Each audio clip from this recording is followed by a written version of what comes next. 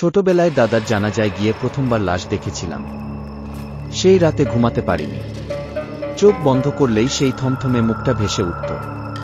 তখন থেকেই জানাজা পড়লেও লাশের মুখ দেখা থেকে বিরত থাকি। ঘটনাটা গত সপ্তাহে সকাল 10টা নাগাদ আমাদের পাড়ার মসজিদের মাইক থেকে ঘোষণা হলো, আজ সকাল 11টায় মরহুম ফজলু মাস্টারের জানাজা অনুষ্ঠিত হবে, সবাই উপস্থিত থাকুন। ফজলু মাস্টারকে আমি চিনতাম না, তবে নামটা অনেকবার শুনেছি। নাকি নরম স্বভাবের মানুষ ছিলেন। ভাবলাম আজ শুক্রবার, গিয়ে জানাজাটা পড়েই আসি। অজু করে মসজিদে পৌঁছালাম 10:30টার দিকে। জানাজার জন্য সব প্রস্তুতি চলছে। মসজিদের পাশে পুরনো আমগাছটার নিচে লাশটা রাখা ছিল কাঠের খাটিয়ায়। চারপাশে লোকজন জড়ো হচ্ছে, কেউ কুরআন পড়ছে, কেউ দাঁড়িয়ে গল্প করছে। আমি একটু দূরে ছায়ায় দাঁড়িয়ে আছি। হঠাৎ আমার পাশেই এসে দাঁড়াল এক অপরিচিত বৃদ্ধ।